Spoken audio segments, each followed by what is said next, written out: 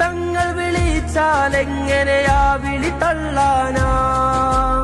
ആലിക്കുട്ടി ഉസ്താദിൻ മൊഴി എങ്ങനെ 1400 പേർക്ക് ഇരിക്കാൻ പറ്റുന്ന ഒരു വലിയ സ്റ്റേജും ലക്ഷങ്ങളോളം ആൾക്കാർ ഉൾക്കൊള്ളുന്ന ഒരു വലിയ മൈതാനമാണ് കുനിയിൽ സമസ്ത